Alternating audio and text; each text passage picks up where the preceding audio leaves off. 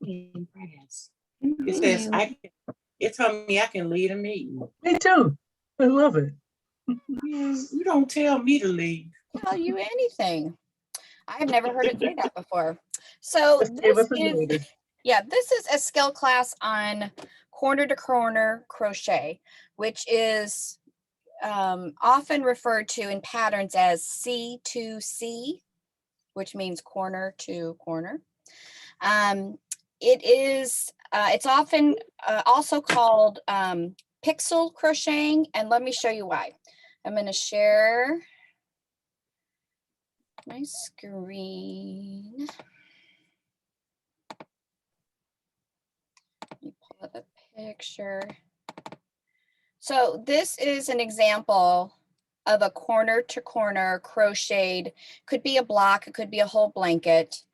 But what you get is you can make pictures with it is one of the key things you can do with this by making individual little boxes and doing it in different colors. So corner to corner is worked on a diagonal. So you would start down here in the corner and work diagonally back and forth.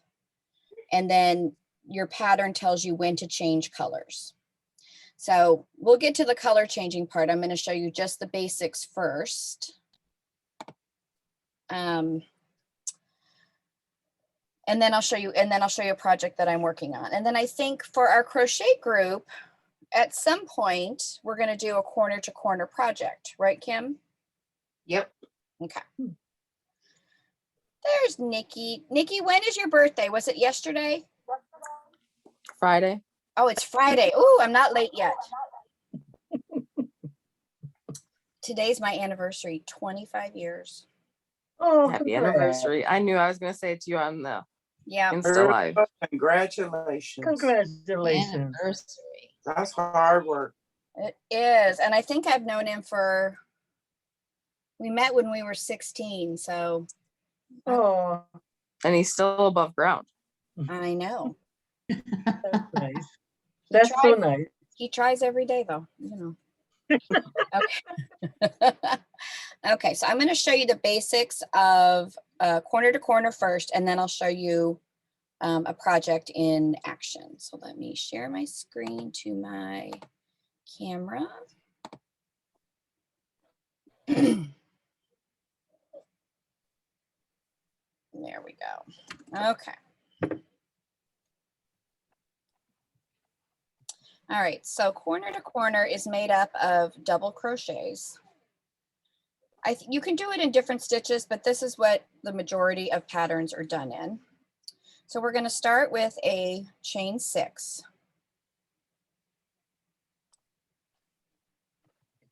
Okay, and then we're going to go into, let me zoom in just a smidge.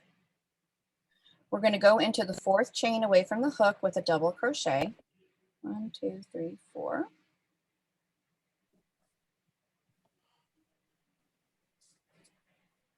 And then we're going to do 2 more double crochets in the last 2 chains.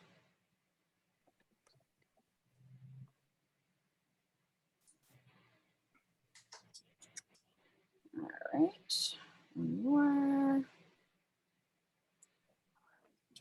And what you have completed here is your first block, square, pixel, whatever you want to call it. They're all comprised of, because we started with a chain 6, we have a chain 3 on the side, and then 3 double crochets. So that's a cluster, a chain 3 and 3 double crochets. So now we're going to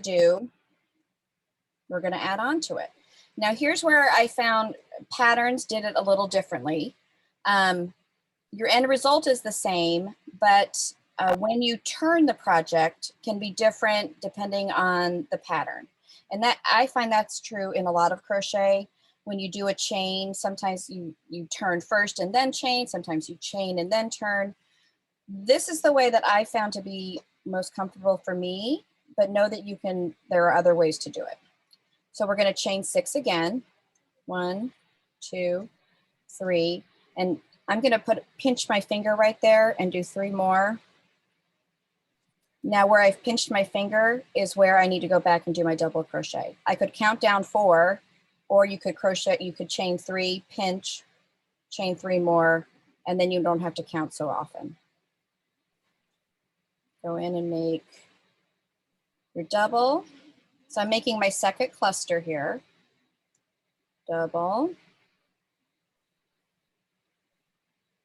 double. Now I need to, now it just looks like I have 2 sad boobs here. So we're gonna fix that.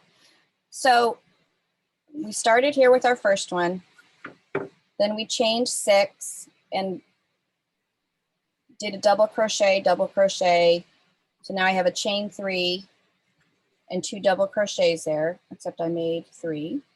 Oh no, that's right. And now I'm going to take my first one, I'm going to flip it, and the chain 3 that is on the end of it, I'm going to slip stitch into. Let me get my yarn to the back, flip it, slip, stitch, and now I have my first corner. This is my corner piece because it's working corner to corner. I'm working diagonally, so it's going to grow this way. My first piece, and I've got my second, and I slip stitched into that chain 3. Now I'm going to chain 3, 1, 2, 3, and do 3 double crochets into the same space where I slip stitched. 2 and 3. So now I've completed my second row. My first row was 1 square. My second row is 2 squares. Whoop, sorry.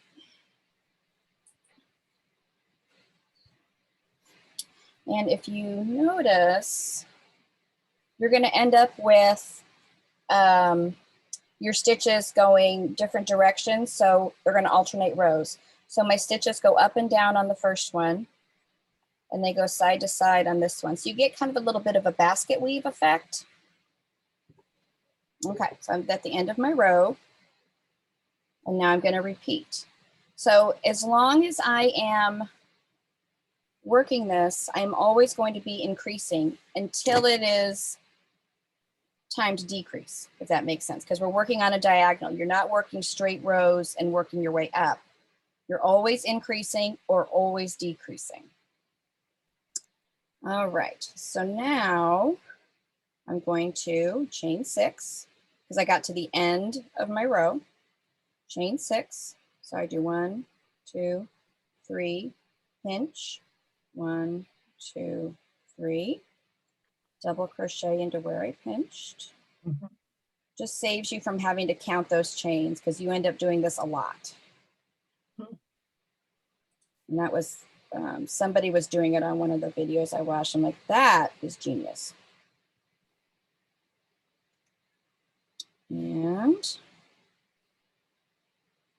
so I've done my next one. I need to, my yarn to the back here, flip my work, slip stitch into the chain 3 space that is right there for me. So now I'm going to work a square here, a square here, and a square here for my third row. Repeat, chain 3. And I kind of fold this one out of the way so I can work 2, 3, 3 double crochets. So making the clusters is always the same.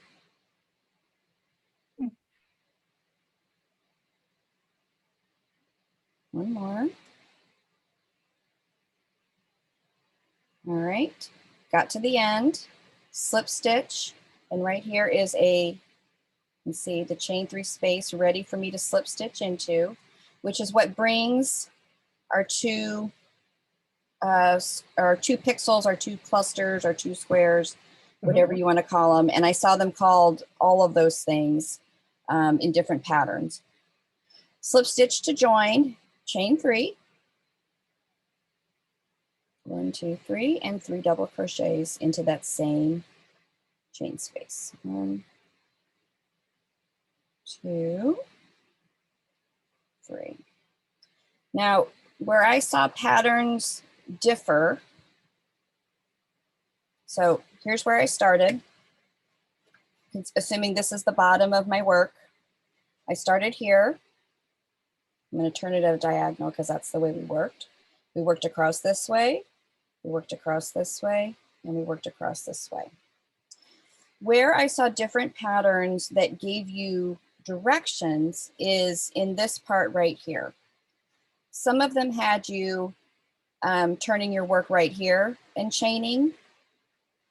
What I found a little hard is that my chain twisted, and I found it harder to put my double crochets into a twisted chain. So I found leaving it this way and doing my chain and making my first cluster first and then turning it was easier for me, and it just made a more fluid movement. Okay, 2,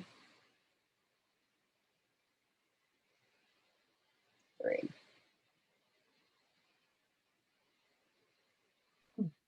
Okay, flip my work.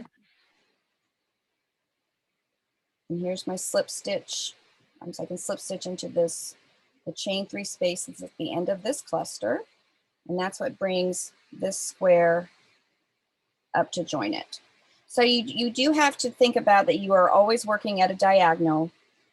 So things don't necessarily look straight until you join them. So slip stitch.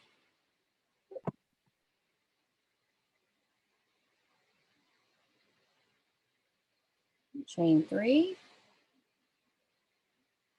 3 doubles in there. And then I do that no matter how big this has gotten. I'm going to do this all the way across until I get to the end.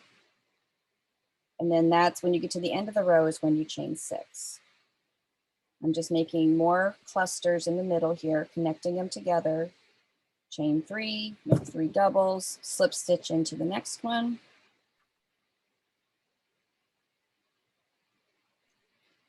Chain 3, 2, 3.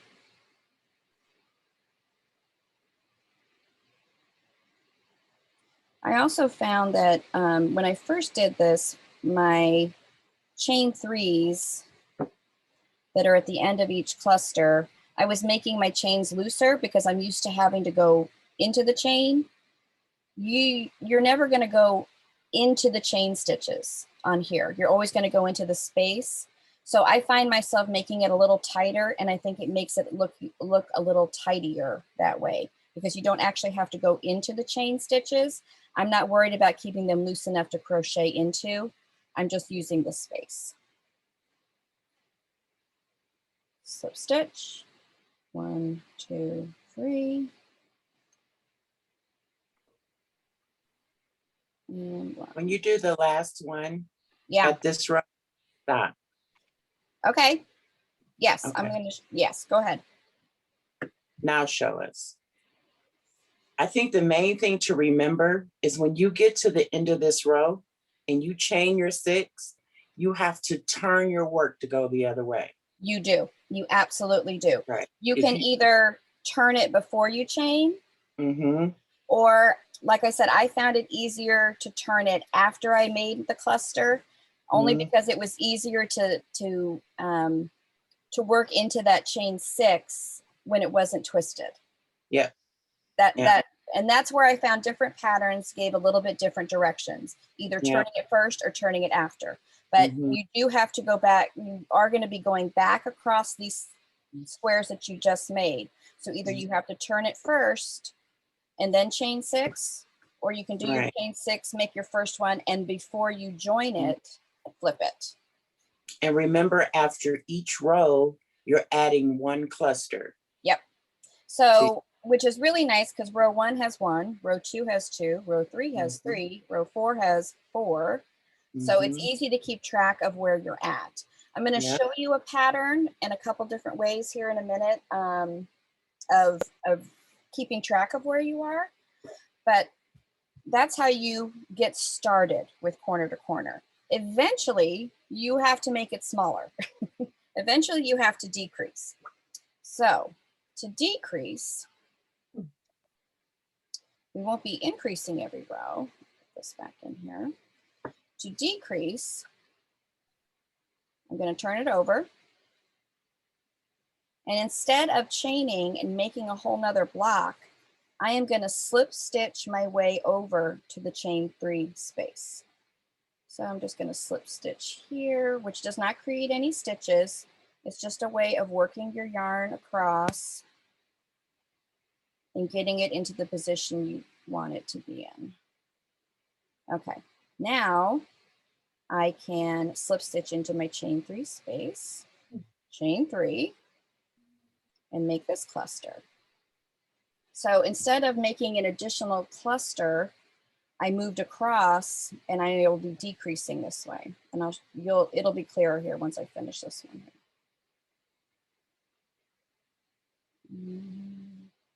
Now you can make, this little piece is going to end up being a square, but you could make it a rectangle by not decreasing on both sides. You could continue to increase on one side and it would make it taller, and this side would stay the same, and you would end up with a rectangle shape. But your pattern will tell you. So it doesn't have to be a square. You can make a rectangle. 1, 2, 3. 1,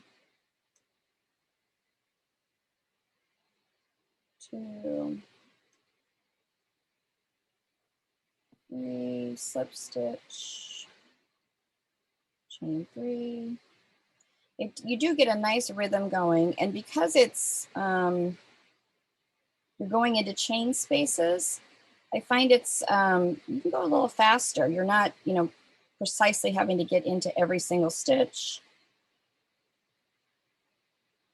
I really cruised through a project over the last couple of days. Okay, slip stitch, join. I could definitely make a blanket. You could, and you can do this with any weight yarn. Okay, so you see how we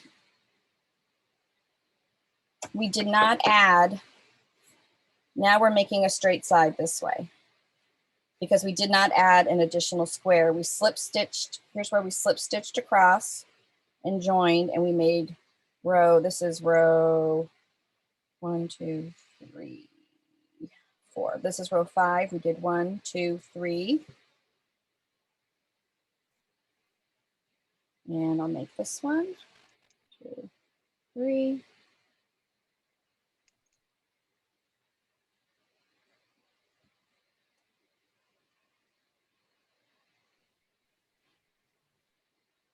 And since I'm making a square, I'm going to do the same thing. I'm going to flip it.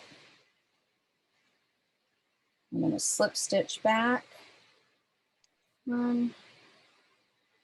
Liz, you would pick this up so quick. And you could really whiz through. Okay. It's making sense, which is scary. Yeah. And I'm going to show you here in a second how you can change color. So you could make, you can do a lot with it. It's a nice way to personalize things. 1,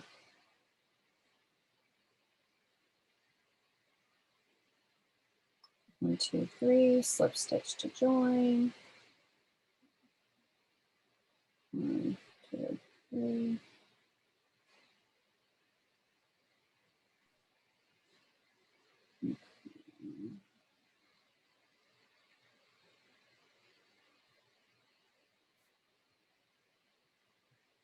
Slip stitch.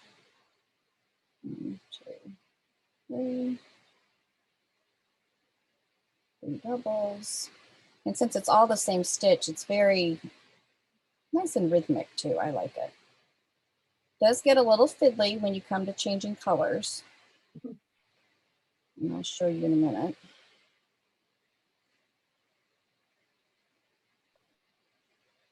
Slip stitch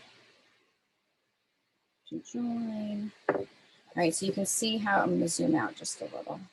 You can see how now we're bringing it in. So now I would turn it, slip stitch across here, fill in these two, turn it, slip stitch until I got back down to 1. So you're always either increasing or decreasing. Because you're working at a diagonal, you have to. That's just the way it works. Okay, so that's basic corner to corner, and I think it with a little basket kind of weave design, I think it's really nice looking. It's nice and flexible. You can do it with any weight yarn. Here I did it with a big chunky one. Oh, that's pretty. Yeah, you can make, you know, this is a DK, this is a super bulky. And then I started this little project to make, I'm gonna bring this over. I found that it's not a very portable. Once you start adding colors in, let me zoom out a little here. So I put this on a tray to bring it over. Oh, So I'm making a, it's going to be a heart like this. You got to use bobbins, which aren't the most portable of things. So I put it all, I'm like, okay, I got to have something I got to put it on. So I put it on a tray to keep it all together. It's not necessarily a project unless you're comfortable with bobbins. And we've got these great bobbins that don't come out. You're not going to get yarn everywhere. The easy bobbins, we really like those. Because there are times, and I'm going to show you the pattern here in a second, where you are working with all 4 colors at the same time. Okay, so this one started, this pattern was actually written for fingering weight. And I started that, I'm like, oh my God, it's going to take me forever. So I switched it, and it's to make a pillow. I said, you know what, I'm going to do it out of the Color Crafter, and we're going to make it like a baby blanket size. All right, so I started down here, and after a while I figured out I better put a marker on my right side because it's completely reversible. And when you're going back and forth and you start changing colors, it's easy to get lost. So once I got started, I'm like, all right, let's put a marker on my right side and we'll go from there. I'm going to show you the pattern. And this is, let me stop sharing this. This is called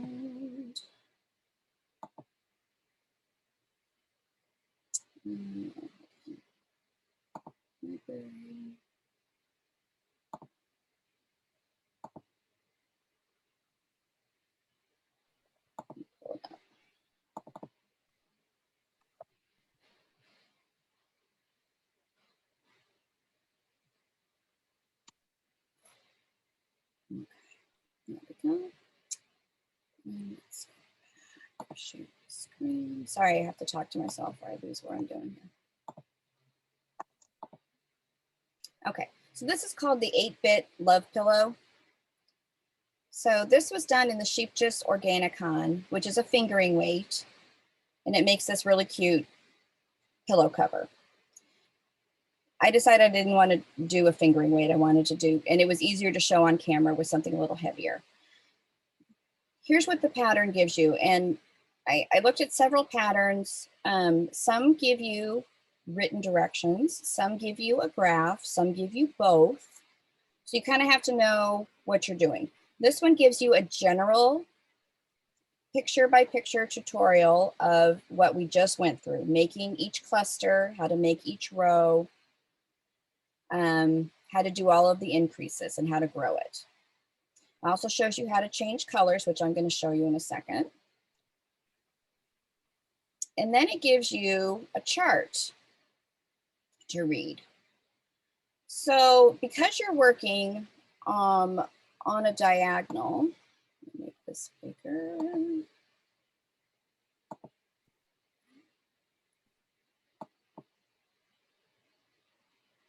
because you're working on a diagonal, your rows don't go straight across the bottom. They go from side to side. So they have these little arrows telling you which direction you're going. So for the first row, we were going in a downward motion for 1 block. The second row, we were going up for 2 blocks. The third row, down 3 for 3. Now, mind you, you're flipping this back and forth this whole time, but this is how you tell where you're at. You've got these arrows telling you what to do. Several patterns also gave you either like row by row directions, or they gave you a word chart. And I'm going to show you.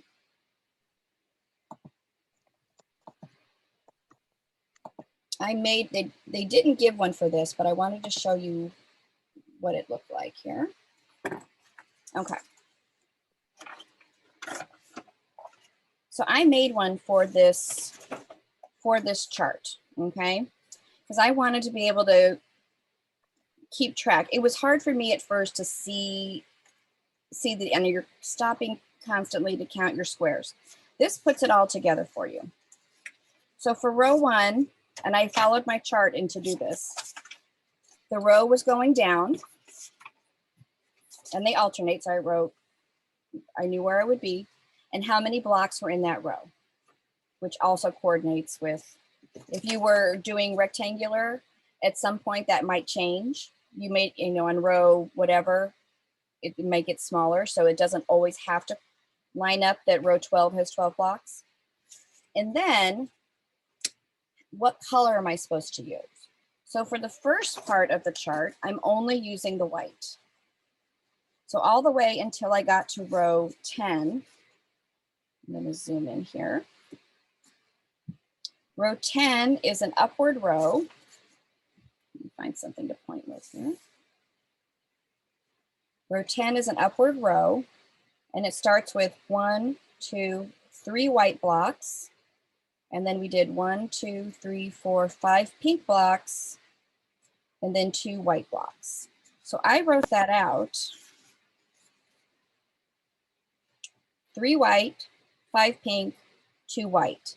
So I could just look at this and not have to stop and continually count on the chart. This was easier for me. I knew I had to do 3 white, 5 pink, 2 white. Then on the next row, row 11 is a downward row, 2 white, 1, 2, 3, 4, 5 pink, 1, 2, 3, 4 white. So I wrote that out. I double checked myself because I know my total is 10 blocks. 3 plus 5 plus 2 does equal 10. This one has a total of 11. 2 plus 5 plus 4 does equal 11. So you know you've got it right when the math works, and there's always math. So I personally, mostly because this chart was a little bit small and a little bit faint for my eyes, if it had been a little bit bigger, it might have been a little, and I could enlarge it, that would be fine. But I wanted to see if I liked this technique, and I did quite a bit, particularly when you get down to where you're using all the colors. Eventually I'm going to be using 9 white, 2 pink, 2 white again, 5 orange, and then 2 white. I could keep track, and I could check them off as I did them if I had to put it down in the middle of a row. So that's what made sense to me. I also found several patterns when you're looking at patterns for this that provide this for you. They provide a grid with this part already done. Not every pattern did, but a lot of them did. But of course, the one I decided to make, of course, didn't. Okay. So this is how they gave me how the whole pattern comes. They marked the up and down rows all the way until we got to the part that it's halfway, it's a square, and that we're going to decrease. So I could map it out that way, and then I'll map it out for the decrease. So let me show you how color changing works. Okay. All right, so figuring out where I'm at, and I purposely actually did not write down where I'm at. I kept since I'm going to be doing so much white, I took my white yarn and I divided it in half. So I have 2 balls of white, and then I have my colors on bobbins that I'll add to as I need to, but I put all the colors on bobbins. So I can look to see how many blocks I have on my last row, how many I did. I'm just going to count here. 1, 2, 3, 4, 5, 6, 7, 8, 9, 10, 11, 12, 13, 14, 15, 16. So I finished row 16, which according to my words here, should be 6 white, 3 pink, and then 7 white again. And I'm just going to check that. Let's slide that up for you. What did I say? 16, 6 white. 1, 2, 3, 4, 5, 6. 3 pink, 1, 2, 3. And then 7. 1, 2, 3, 4, 5, 6, 7. All right, so I am ready to start row 18, which according to my chart is 7 white, 3 pink, and 8 white. Okay. So I would have finished it going this direction. Here's where I would have finished. I'm going to chain 6. 1, 2, 3. Pinch it. 1, 2, 3. Yarn over. Go into the pinch.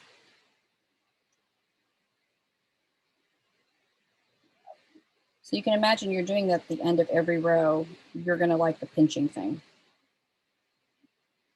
2 and 3. All right, so now I've made my next one. I'm going to turn my work, brought my bobbin with me, and there's all kinds of tricks to whether you hold the yarn in front or back. With the bobbins, I just kind of let them hang, and with my second ball of white, and when I come to it, I move the yarn where I need it, okay? So now I'm ready to slip stitch, and I'm going to make 7 white. I've done 1. Slip stitch to join, 2, 3.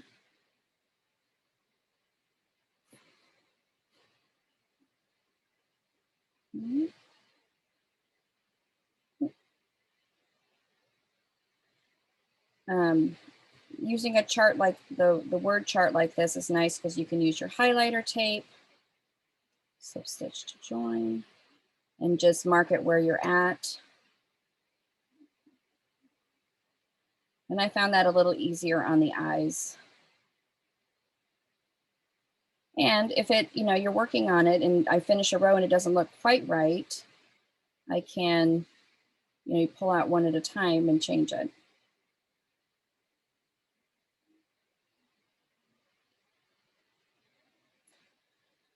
And there are some really complicated graphs out there where you're changing colors, nearly every square, which I would not recommend for your first project.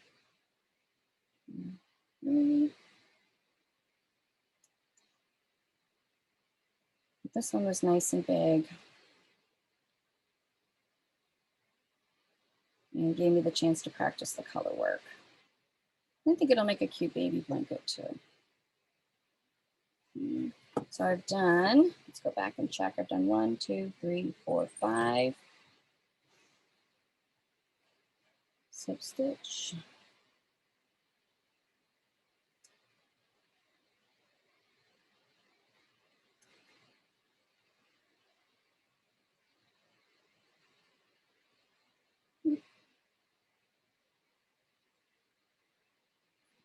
One, 2, 3. So that's 6. 1, 2, 3, 4, 5, 6. One more. 2, 3. So this whole part that I've done here took me about 30 minutes to do, if that gives you any idea. It goes really fast.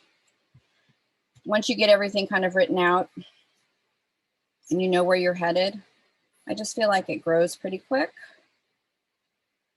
And you can put it down, pick it back up. And you know right where you're at. 1, 2, 3. So that's 7. 1, 2, 3, 4, 5, 6, 7. Now I'm ready to change to my pink. I'm going to pull out a little bit of pink to work with here. Okay, so I am joining. I need to slip stitch it over and join. So I'm going to leave my white back here. Zoom in just a little. I'm going to go in as if to slip stitch, and instead of using my white yarn, I'm going to take my pink yarn and yarn over and pull it through. And now I have my correct color up. The yarn was already there from where I left it, and we'll see how we do that. And now I'm going to continue on. Chain 3. And I'm doing 3 pink. So I'll do, I'm on the back side here. Here's where I carried my pink yarn across. I'm just going to make sure I do my double crochets over that into the chain space. I'm just going to go over that and you won't see it. So that's what it looks like now. We've got this little bit of carried yarn. I'm going to do the double crochets over the pink to hide it in.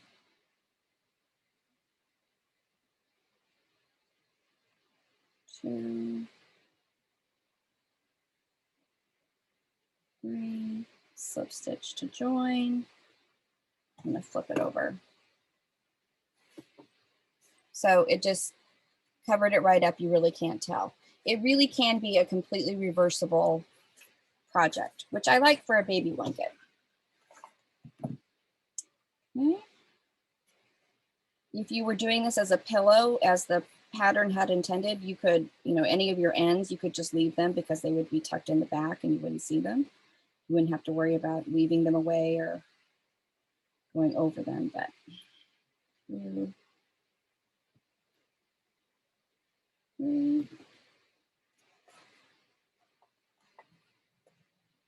If you haven't used these easy bobbins before, here's how they work. You wind up your yarn like this, and then when you're done with it, this just folds over and keeps it from unraveling. I'm just going to leave that open so I can pull. I've done 2. Here's my third one. 1, 2, 3.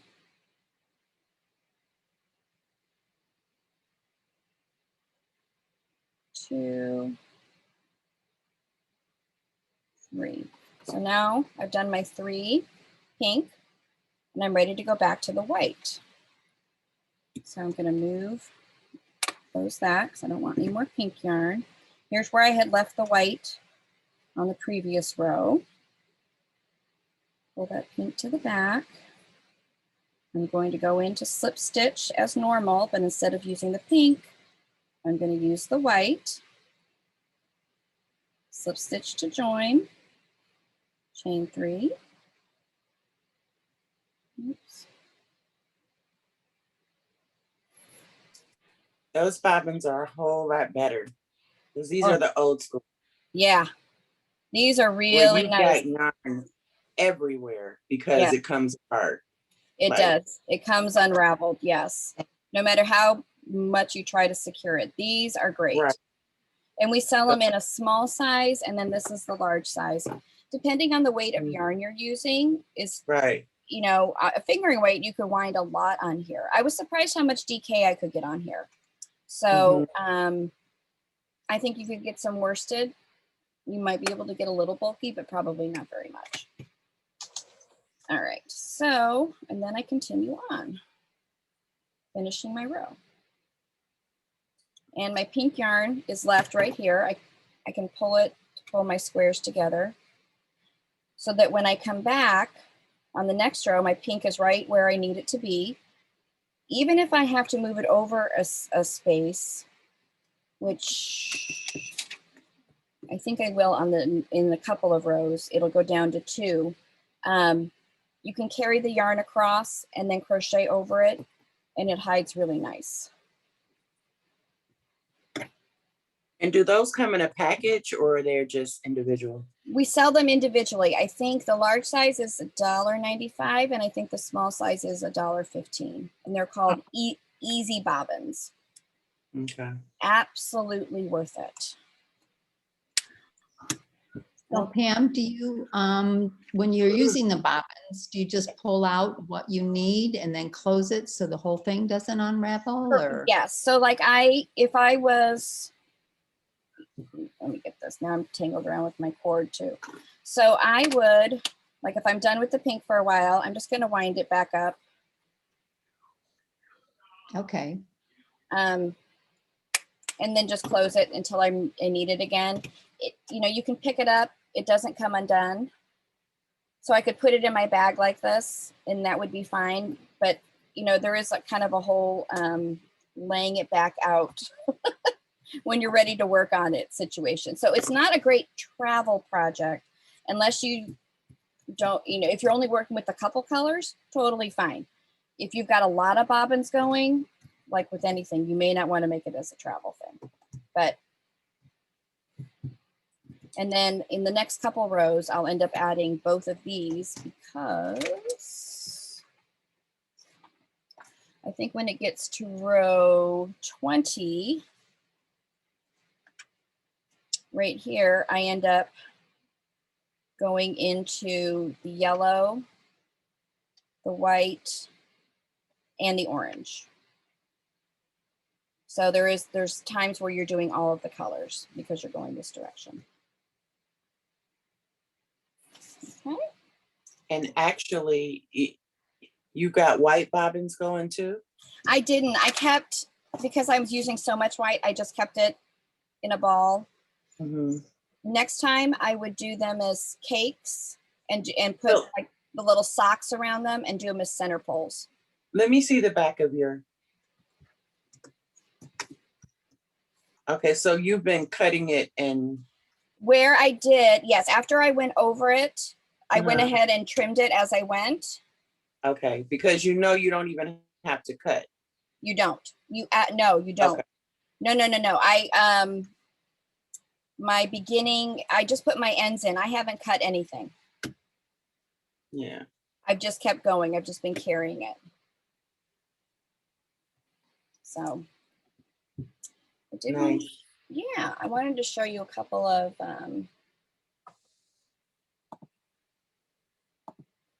other patterns that were, let's see, photos. So you could do something as complicated as this. This is a cat. She calls it a I can't cat hear game. Donna, but I can hear. I know it. So these were I all heard words that was coming out of your mouth, Donna. So this obviously has a lot of color going on and a lot of switching. But if you think about it, I'm looking at this center one, you know, you're working back and forth and following your chart and the picture appears. You can also do, this is a nice way you can do it. There are graphs for letters. So if you wanted to add it to, you know, put a name on something or words on something, you know, there's the pixelated letters. I think it looks really nice. So it's something different to do, a different kind of project. Not nearly as hard as I thought it was going to be. It really wasn't as hard. I think we lost Liz. I think we lost her. So you lost somebody already because of It's that. like, out of here. This is way past my pay grade. I know. Has she ever crocheted before? No, I said, she's like, I'm just going to listen. I said, you just listen, sweetie. It's all good. Yeah. Hmm. I mean, I have hundreds of them